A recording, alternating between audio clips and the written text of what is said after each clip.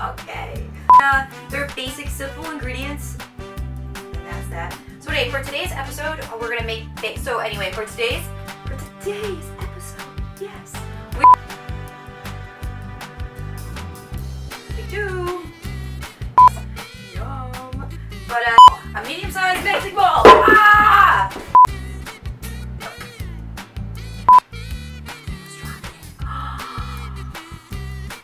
So once this is greased, you're obviously going to want to wash your hands and find the lid to the butter with the cinnamon and with the sugar.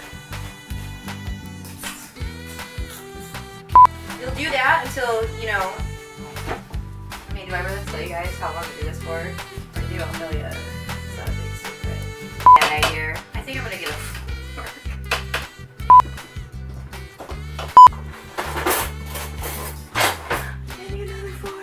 Another fork. It's a little bit hard with one fork. We get an oven at 3.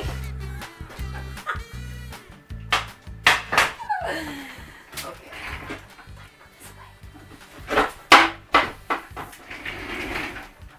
Do our salted caramel topping. Ta-ta! Wait, I should say that a little bit more professionally, huh? So now we're gonna... Okay. And now... Welcome back to my channel, The Heathen Vegan, an online, mostly gluten-free, vegan cooking channel where I show you how to make really good food that's good for you, that's good for the planet. It doesn't take a lot to get these guys. Most of this stuff you can find at your local grocery stores, and it's simple, basic ingredients. Anyway, today I'm really excited. I'm going to show you guys how to make a baked apple crisp along with some salted caramel.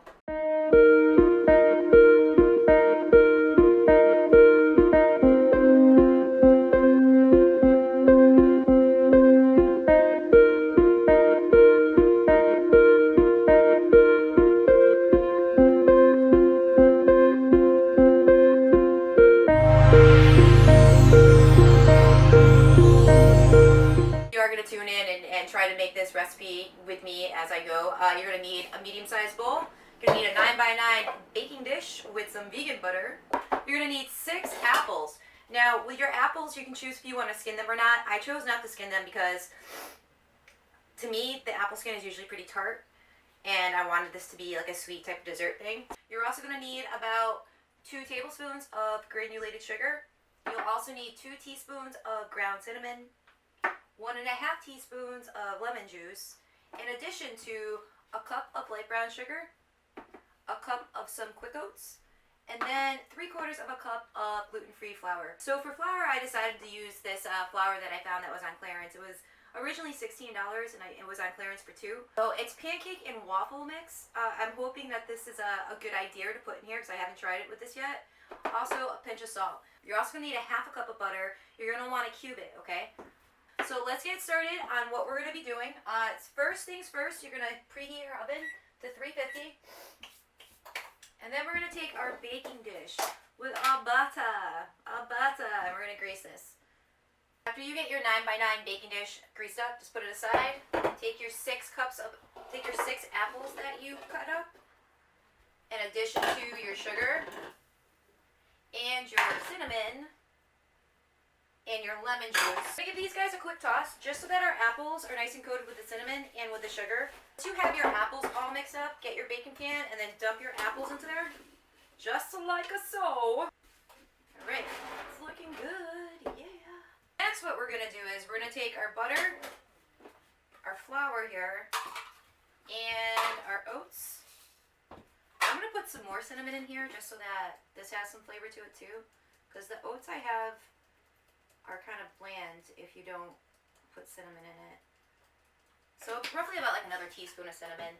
And then your cup of cold butter. Make sure that when you make this that your butter is still cold, okay? In addition to some salt. So what you want to do is, as you're doing this, is you want your butter to roughly get to be about the size of like peas before you actually go and spread it on top of your apple mixture. Pretty good. I don't have every single bit of butter down to a pea size, but I'm not really too concerned about that. Once you get this nice and mixed together good, all you got to do is just spread it on top of your apple mixture. So once you have your crumbly topping spread across your apple mixture, you're just gonna put it in your oven, your preheated oven at 350 for about 40 to 50 minutes. You'll know it's gonna be done because it's gonna be kind of golden on the top and it's gonna be bubbly. And now we're gonna get on to our salted caramel topping.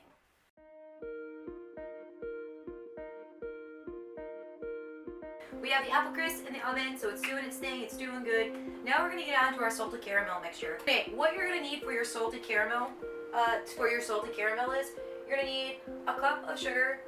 You are gonna need 6 tablespoons of salted butter. If you don't have salted butter, you can do what I did. I put in about 1/4 of a teaspoon of salt with my unsalted butter. Then you'll need, excuse me, then you'll need a 1/2 cup of heavy cream at room temperature. I'm using Silk's dairy-free whipping cream. I think this is made out of coconut milk, but it's pretty thick, and I think it's gonna do the job, so it's good. And then we're also gonna need a teaspoon of salt. What you want to do right now is in your saucepan, you're gonna want to turn this up so that it's like a medium-high heat. What we're gonna do is we're gonna pour our sugar in here, and we are gonna stir this constantly until it starts to melt and form an amber brown liquid. If you keep mixing this, you're gonna notice that your sugar is gonna start to clump up. That's good. It means that it's reaching the heat intensity that it needs to reach. The recipe will make you about a cup of salted caramel. It takes roughly about like 10 to 20 minutes to make this. What's gonna happen as you're stirring this is you're gonna notice that it's gonna start to get heavier. It's getting heavier because it's about to go into a liquid form.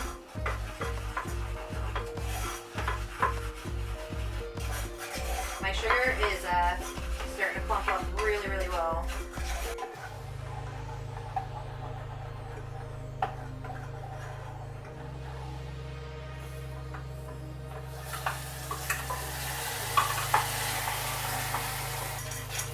I just put in the butter.